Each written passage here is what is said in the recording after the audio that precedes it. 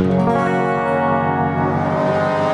just want to see a silly field sliding sideways in Sausalito. So Jesse Marshall of The Athletic, of McKean's hockey as well. Can you tell me a little bit about McKean's? I think on your Twitter bio, that's the thing about which I know the least. Yeah, so they've been around for a long time. This is my first year partnering with them, and their bread and butter is the work that they do on a prospect side. I think they would agree with me on that statement. Draft prep, prospect, organizational rankings. But they're starting to really. So it's going to be me writing about teams that aren't the Penguins for the first time for I think on a larger forum. I'm kind of been Pittsburgh only for the duration of my, I don't know if we can call this a career time doing whatever this is. And Sure. So Corey Schneider from All Three Zones, you've probably seen his work before. He's the guy who sits down and meticulously tracks everything that happens in a hockey game and puts the data out about the microstats, like zone entries and stuff like that. Corey is also doing it. So it'll be him and I alternating on and off week after week, kind of having a more, I would say, the nuanced look at what's happening in the world of systems and play styles, and more or less what is the league doing right now on a larger scale. So this week's going to be my first piece for them. And then we're going to look at the Montreal Canadiens and Martin St. Louis, what's happening up there and sort of what he's done to that team and to Cole Caulfield specifically that's got him playing so well. So it's going to be just stuff like that, non-Pittsburgh really material for a site that is sort of I think he got you covered for everything from prospects on to the style of play stuff. Sure. Yeah. And we certainly saw Cole Caulfield looking super juicy and dangerous in that first frame. It felt like the Penguins. I'm definitely conflating. Is that the right usage of that word? Probably not. One first frame with another. But no, it was a couple days ago. Yeah, I know, but not that long ago. my brain just. I was right there with you. Yeah, and that game against the Habs, they just had the juice, and it seemed like every 5 seconds Cole Caulfield had a super high danger chance right from the slot. This is my memory painting it like that, but his name was definitely ringing in my ears when that game was over. He's been haunting a lot of teams, so it's not an experience that was unique to the Penguins by any stretch of the imagination. It was it's a nightly occurrence for him now. And it's speaking of the Penguins of Pittsburgh, fair to say you call yourself a Penguins fan, or in your role as a journalist, do you kind of have to hang that up and come back to it when you retire?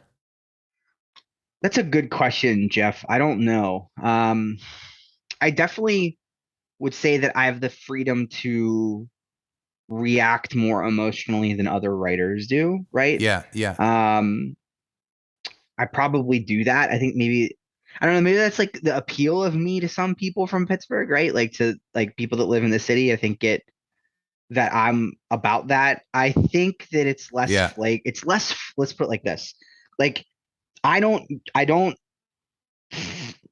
think once you get to a point where you have been given the first time I went in a press box was 2011. And I think that 2012, at that point, I think things start to change, right? Because sure. It's the kayfabe element to it, right? That almost larger than life element is gone. And you learn that people are human beings with flaws and they're just living their life as a hockey player, everybody but Sid. Yeah, that wall comes down for everybody but him. Yeah. And then it becomes here's what I would tell you. If anyone said to me, how do you do this? How did you get in? Because I didn't go to school to be a journalist. I went to Point Park in Pittsburgh. I was an English major. Yeah. Very much self-taught on the writing side from a journalism perspective, quote unquote. Mm-hmm. It's about the grind, right? It's about being available and writing all the time. And the reason I mention that to you, Jeff, is because in that grind and in a constant sort of need to produce content, Yeah. and like it becomes more about that than anything else, right? So like when you're watching the game, like you're still experiencing it like everyone else is. You're still going through that process, but at the same time, you're thinking like, what am I going to talk about? Like, what's the next thing to discuss? And I don't use narratives. Like that's so like not my thing. I What do you don't mean? call What do you mean? I don't call sources. I don't. I'm not an insider. Like people will text me things and I keep them to myself. I don't. My Twitter account's not a bastion of information. I think the last time I did that was I confirmed that Zach Aston Reese was the unnamed player. The Bob McKenzie had deleted his tweet, and then like I verified that it was Zach Aston Reese. Right. That's the last time I'll do that for like another decade. So what I mean is like I don't Sure. I'm Sure. not writing human interest pieces, right? Like here's the story about how hard this player had it in junior and the bus trips. Like I'm very much in on like video and data and that's it. I can Hockey. do It's yeah, I really a do the job like hockey follow. I don't need to be entrenched with the team on road trips to come up with that information. It's actually harder to do it that way. Sure.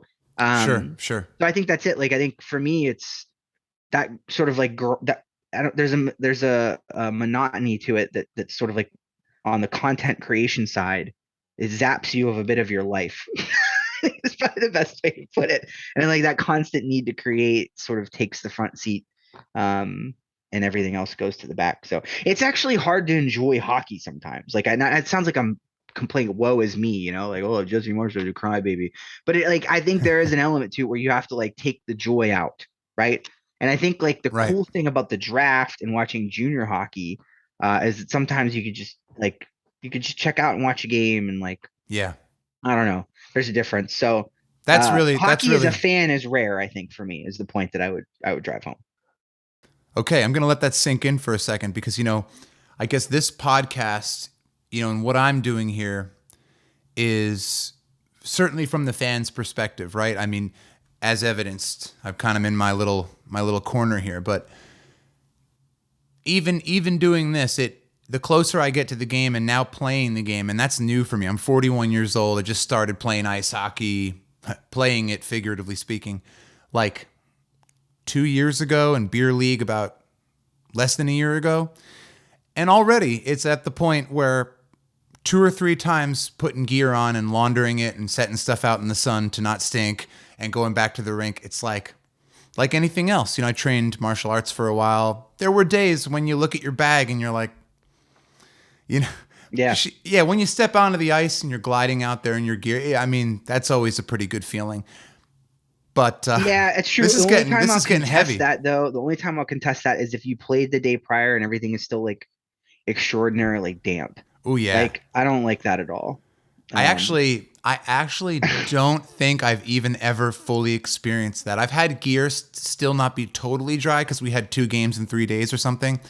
But I also wasn't pulling nearly as many minutes as some of the guys on the top lines I was playing with. I was more the admin GM, Yeah. last liner kind of a Trust guy, me though, winger. like Jeff, most of the like people that I've played with in my life would also use heavy quotations to describe the word playing for me.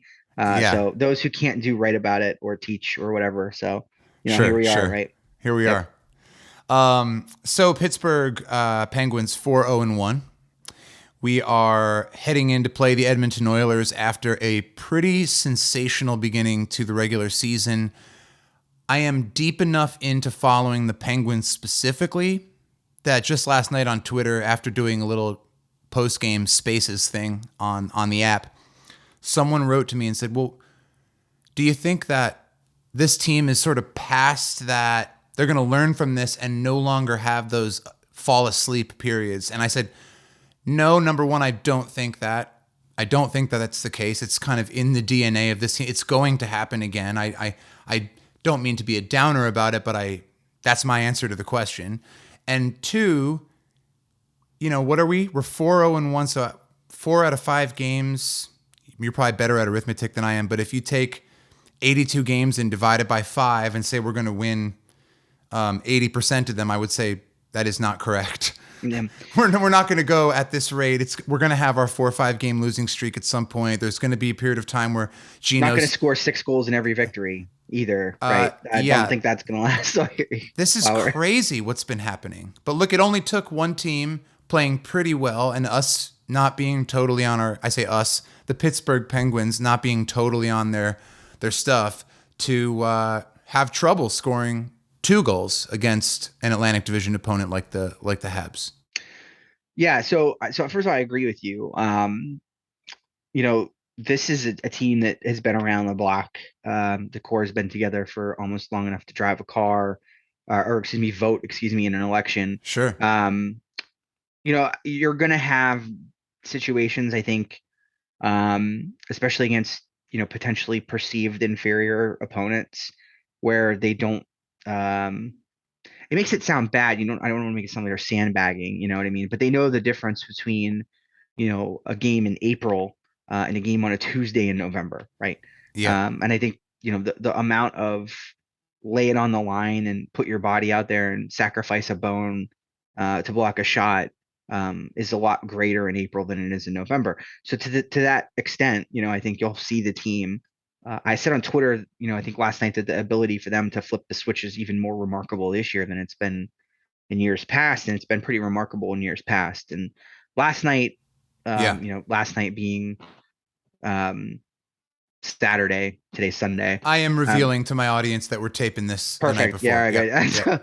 Yeah. You know, it was a perfect example with Columbus just absolutely taking advantage of some monumental mistakes. I mean, Chris Letang was just head in the clouds at the start of that one, and then all of a sudden, things get rolling. The forecheck gets rolling, and I think the switch. Yeah, it flips. And I think the thing I would say to people, Jeff, is like, you know, this forecheck makes you see ghosts, right? And you've started to play hockey, and you'll understand this. You know, it's that feeling of pressure that you have. That even if it doesn't, you know, if and I paint a picture for people who don't play, and we granted a very low level, but the idea here is if you have someone breathing down your neck and you know, whacking a stick on your legs and haunting you all sometimes night long, that's all it takes. But even when they're not there, later on you feel it, right? Yeah. You're starting to see ghosts now, and like you're starting to feel pressure that doesn't exist, and you're not making Mike Sullivan calls them hope plays. I hope someone is going to get this puck. I just want to get rid of it, and I hope someone's going to go get it, right? That's what puts you in trouble. And the Penguins, I think, have shown that they can make teams see ghosts like that. They can have them second guessing themselves and turning pucks over. Their neutral zone presence has just been, I think, really the strongest part of their game. You know, you don't want to form bad habits and then consistently dig your way out of them. That's no way to live. But you know, I think it's a good sign to know that, you know, they've been able to turn it on and frankly, let's be honest, they for the most part have played more good hockey than they played bad hockey, right? The bad hockey has just been extraordinarily noticeable because it's been bad. It's been really bad, but those periods are brief. So as long as they stay brief, I'm not super concerned. You know, again, it's just an old veteran team that knows what it's doing. Right, and even after Letang's whoppers, you know, in that first frame, those big giveaways. Although I would like to return to the one where he was kind of down in the corner trying to evade a CBJ player and kind of looked at shallow angle off the boards. Yeah. Figured Brian Rust would be heading back toward the point along the boards. It's always the thrower. It's never the catcher. But, you know, number one, it was the first period in a very early season game. Number two, I can understand where he might have thought Brian is coming around, you know, cutting an angle, and he's going to head up toward. Now, can you remember, was that a power play situation? It was, yeah. It was so, and I think, and that's kind of the shape you would expect your teammate to take, I think right? Letang, in that specific instance, had 2 problems. The first one is he didn't look, he didn't pick his head up, and he had the angle wrong. But the second was he misjudged how much snow there was. I don't think that he knew the puck was going to play the way that it did. Right. And if you notice like how long Roslovic had to just get out there, that thing died in the neutral zone. Like Mm. it didn't have English on it, right? It wasn't Ergo the snow. right. Like I think he misjudged it and it just didn't go the way he thought it was going to go. Roslovic had time to go grab it because it died. So that's not an excuse. I mean, you got to look like you got to pick your head up, right? Like you can't. We just talked about hope plays a second ago. That wasn't a hope play to me. It was just lazy, right? You It was think just like you think the CBJ ice crew lifted their blades when they got into the Columbus zone? no, I think When he they were just yeah, no, right. they're Do like they even looking have that? I don't know if Columbus has an ice crew. I guess good. everybody does now, but That might be the crux of this that's conversation it. Maybe, yeah. But is yeah. um, I hear it's a great barn to watch hockey, and I've actually never been myself. yeah, I mean, it is. I love the Cannon. The Columbus fans up there are like loud. The You Pittsburgh mean the people, Penguins they always fans? fill it up. Yeah, but like I go back to the playoff series, like 2013, 14, somewhere around there. The Yeah. Dubinsky series, right? Um, that place was full of people from Columbus. And when Yeah. that team's good, it's normally a full barn. So it's a good hockey town. Um, that's got quite the atmosphere when all systems are go there. So, So I'm and gonna oh no, go ahead. go ahead. No, you go. It was really tangential. So was mine. Well, okay, then I'll go. It's my podcast, right? Yes, Um, exactly. so I'm new in Pittsburgh. Ashley and I are new in Pittsburgh, and I'm finally starting to feel settled in, skating a couple times a week, doing my Penguins podcast, and I'm a musician by trade, so I spend a lot of my time over here at my rig recording and writing. What am I missing in this town? What are some of your favorite go-tos? Like, what's a great restaurant? I'm the You got former king. I'm the former king of the Strip District. Mm, I love the Strip. It's my favorite part of the city. There are any number of places to go eat down there. I love Luke Woolley's place. mm, So Woolley's, so there's multiple Woolley's locations. There's the actual Woolley's market, Woolley's fish market in the Strip. yeah. Robert Woolley, the owner, is a very eccentric man. If you go down there in the summer, you may catch him out on the sidewalk speaking to people through a lobster megaphone, trying to Oh get them wow. to come in and eat at his restaurant. It's the food is unbelievable. They have a junior cod combo. The fries there are unbelievable. They have a junior cod combo, Oh, super cheap. that's my wheelhouse, but it might be you and me duo because Ashley's not as much into the seafood. But Okay, yeah. Well, my wife's coming to, so she is. So all right, don't well worry. we'll She'll take bring it like it. Ashley, but Yeah, we'll she'll. send her out Yeah, for dessert while we're eating our. yeah. Um, people like Rollins. I'm cool with it. I don't hate Rollins. The lobster roll is good. It's not like if you've had like a northeastern lobster roll and then you come and Yeah, have the one at Rollins, there is a distinct difference. Like I want to be yeah. very clear. Um, I will tell you this: people are very passionate about this next subject. Okay, here we go. I like DeLuca's. I'll line up there. Pretty much at any time. Like a diner vibe, kind of like a breakfast spot. Correct. Yeah. So there's really two of them.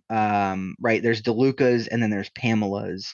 And it's sort of like you like one or the other, I think, right? I gotta Um, say, my buddy Ricky, who great musician, lives over in Mexican War Streets area. yeah, yeah. He brought me over to Lincoln P&G. Mhm. It's a sister diner, or it's an OG place that's been there for a long time. Lincoln P&G something or other. It's over by the Attic record store. And then there's Pamela's, the Greater Pamela's chain. That's like what, one or two, three locations, something like that. Yeah, the Penn Avenue one is the one Okay. that goes head to head with DeLuca's. So Now, when you said former king, all right, as somebody who lived in Brooklyn for over a decade and then I don't Jersey, work in the strip anymore. I used to. I used to work in the strip, so I was actually like in the heart of the strip district on Penn Avenue yeah, okay, yeah, every yeah, day for 6 years. I still right to on, this day maintain that if you want to be economical yeah, and you want to like not have to fight your way out of the city, and yeah, you are like not opposed to walking a brief distance, yep, the strip is still I think right next to the Greyhound station ish. oh yeah, Underneath the bypass for 279 is still the best place to park to go to the Penguin game. Um, right on. yeah, I think Uh, so because it's free first of all for most lots.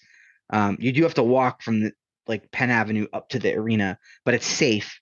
You go Yeah. past the Greyhound station. It's not like you're not going through like a bad area. Yeah. And then like when you get back to your car afterwards, you just there's any number of like no matter which direction you're heading, right? You can get There's places that are open. well, yeah. So that if you want to stay out and keep the night going, you can do that.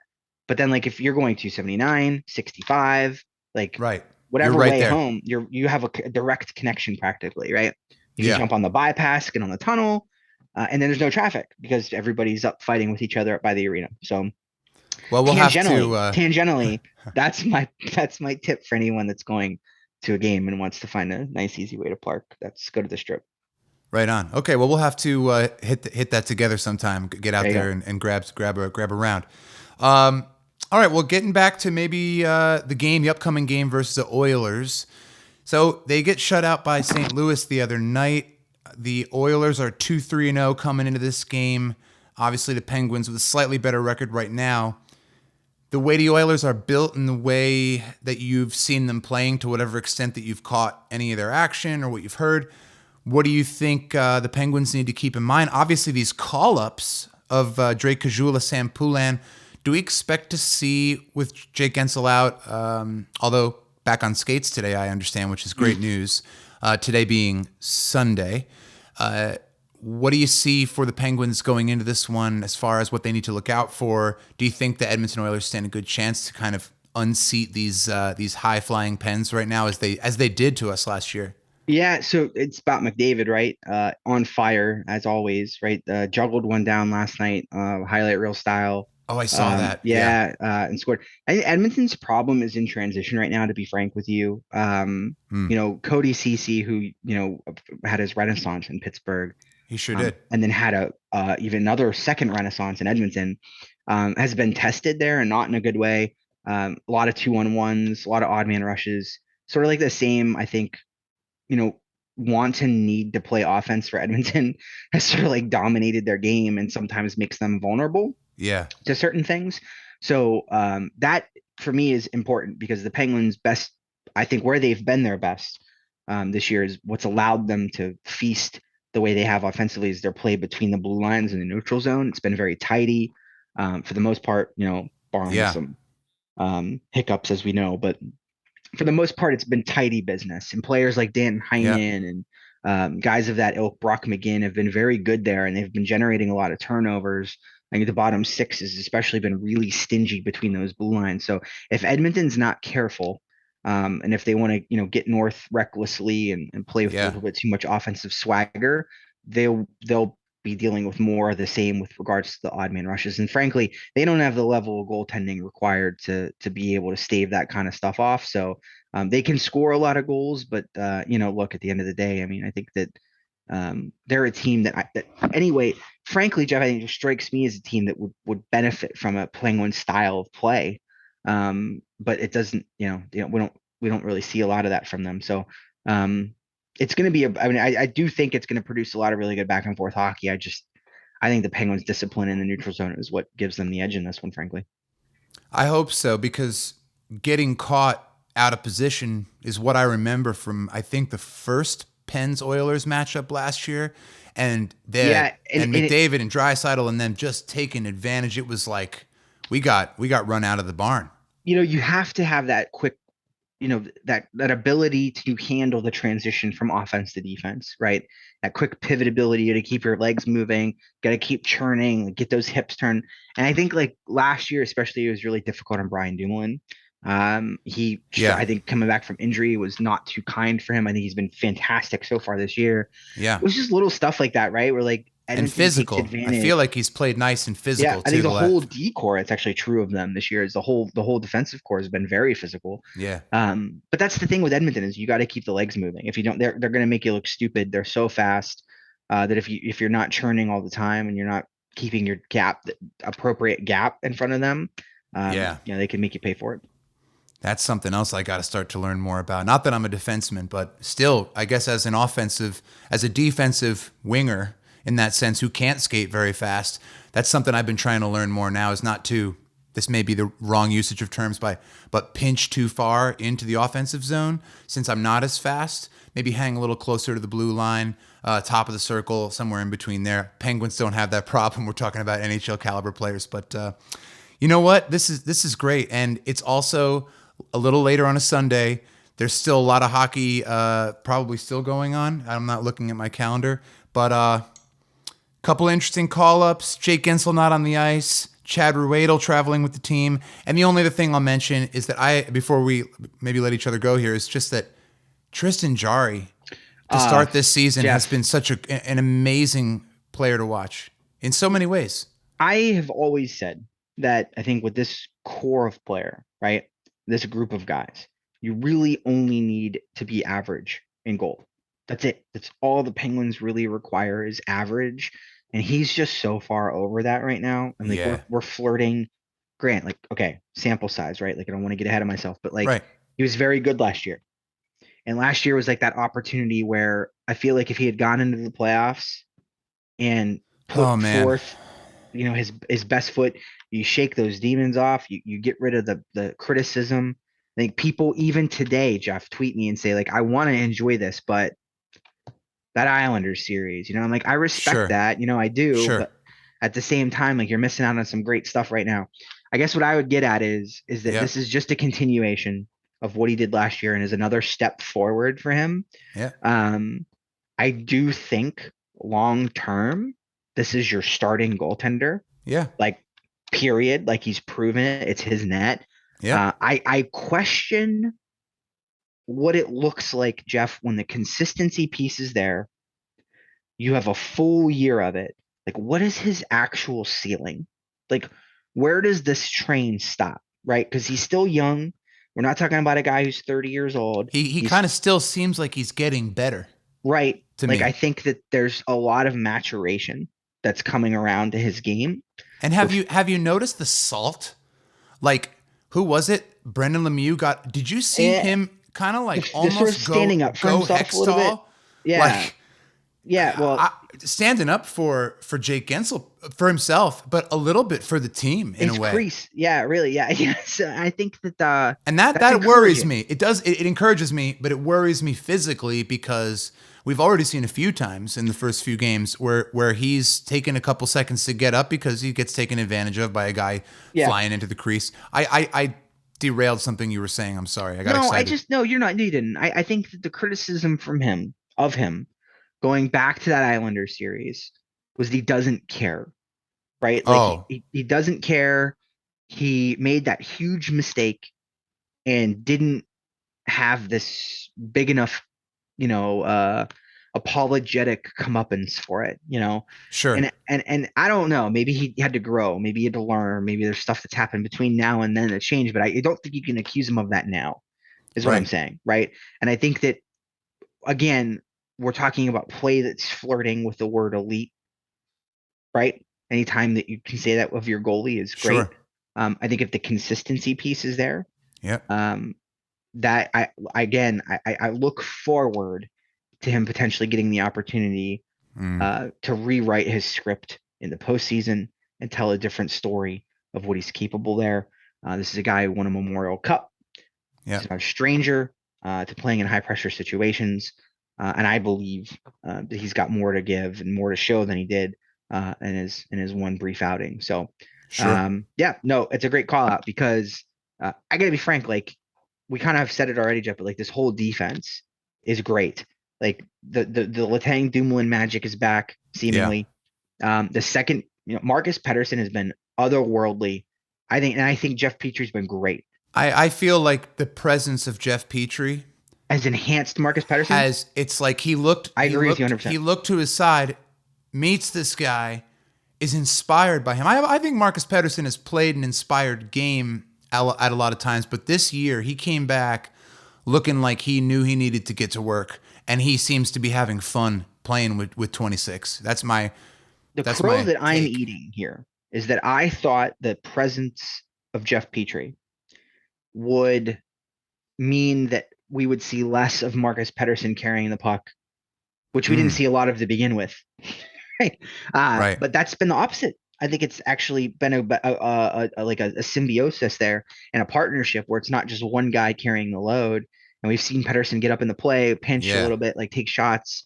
It's so, and then the third pairing, POJ's been great, right? And Jan Ruda's been phenomenal.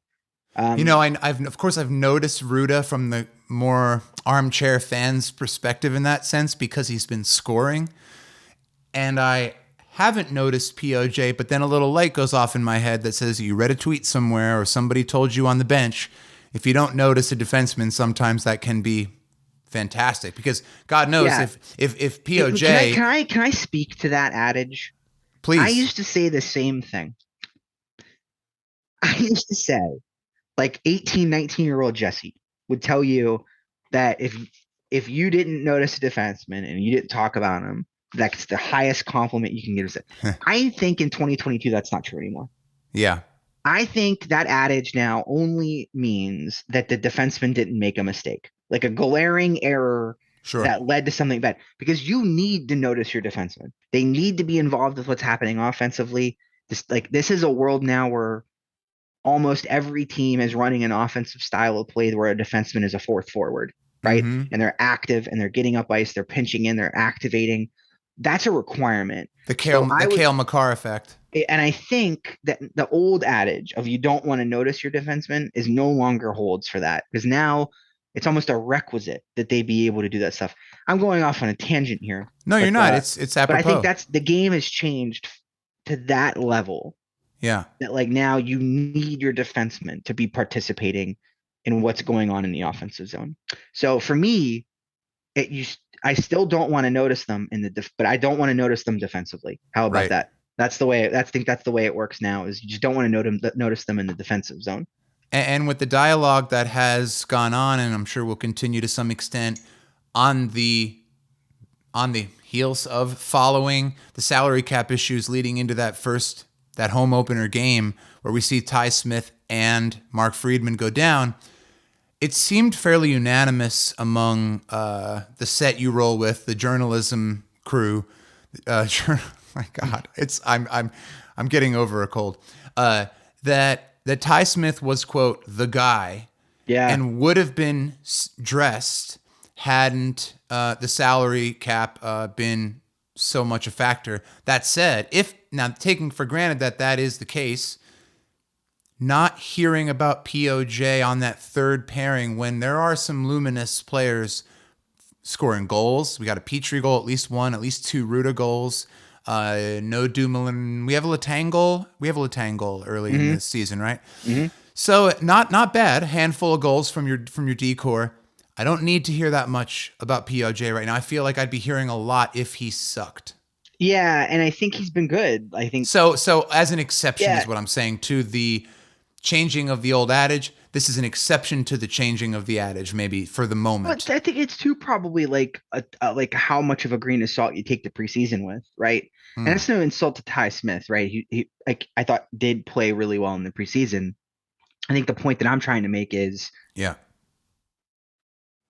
I think a lot of people were like, well, we've seen enough from POJ, right? Yeah, okay. He's had a disastrous game in the preseason. He had this blow up. He turned the puck over, blah, blah, blah. I think that in that deployment, the pairing, that pairing exists as the minutes it gets, the quality competition, the offensive zone faceoffs, the friendly deployment. It's great for rehabilitating people. And I think I think what you're seeing right now is Pierre-Olivier Joseph just feasting on a level of competition that he is better than on most nights. Right on. With a defending partner in Jan Ruda who's very competent and played alongside Victor Hedman. Right? You're getting me excited. You know, so I just think I think it's a natural place for a defenseman to go to recenter, right, and find north again. And I think eventually when people get hurt, and they will, things will get shuttled around, and Ty Smith will be in that spot, right? And then we'll have POJ and Ty Smith, right, playing WBS hockey, crushing it, having these amazing memories Well, of no, this. I think they'll have them both up at the same time. Oh, Because what right I'm on. saying is like other people get hurt, right? You'll have to bring up Ty Smith and POJ Sure. potentially, and then Ty Smith gets that deployment, and then he gets his. I just think that specific deployment is just so helpful to a defenseman. Guys are going to get hurt. We're going to need Ty Smith later this year, and I think that putting him in that spot may have a similar effect. And I wonder, this will be one of my closing thoughts, I suppose. I wonder how much or to what extent this season, is it because I'm living here in Pittsburgh and got a chance to go to a couple days of camp and get closer to the organization in that way and see things with my own eyes? Or is it that this year we have a better idea, both as a fan base and I'm hearing more about it in articles I'm reading regarding some ready to go talent in WBS for the first time in a handful of years, where we're going to see it almost more like a revolving door. That's not just because this player or that player is head and shoulders above this player who's in WBS, but you know what? I want to give these guys a few games. And I guess you do see that on a season to season basis, don't you? You'll see a couple of call ups and you'll see somebody in the press box, not for no reason. Certainly Mike Sullivan does things intentionally, he puts the team on the ice that gives them the best chance to win and all that.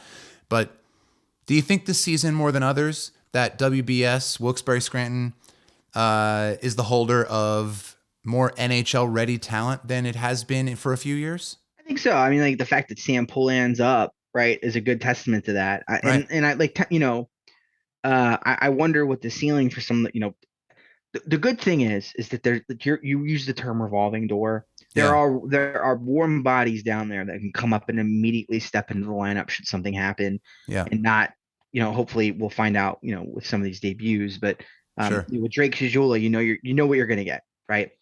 With Sam Poulin, you think you know what you're going to get. Drew O'Connor, you know what you're going to get, right?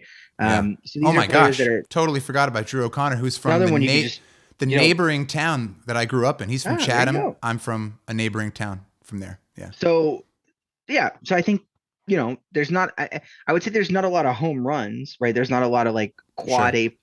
A, blue chip prospects down there. Yeah. But you can work with it, right? There's stuff to make, patch up holes and, get a little something out of, I always say like there's an unquantifiable adrenaline burst that comes from a young player being inserted in the lineup for the first time. Come on. I mean, that's, they're operating on, diesel fuel from, being called up like that. yeah. So, I think they have those guys. You got to have them. Depth's really important. Sure. Yeah. And I'm pretty confident with what the Penguins are rolling with there. Awesome. Well, Jesse Marshall, nice to have you on the show. Yes, sir. For those out there listening who are not already, and I can't imagine anyone following this show who's not already following you on Twitter, but I will just say it is @JMarshFOF. Yes, sir. And, Jesse Marshall of The Athletic, Pittsburgh area guy, but also involved in McKean's hockey and some very interesting stuff regarding prospects and junior hockey. So look forward to, I'll have to check out the yearbook. That's something I've been meaning to do that you had posted for sure. about. Yeah. It's an excellent tool. Yeah. Really pumped I got to be a part of it. Looking forward to continue to follow you throughout the season. I hope that you will come back and do another chat with me in the future. Anytime. Thank you. Awesome. Thanks, Jesse.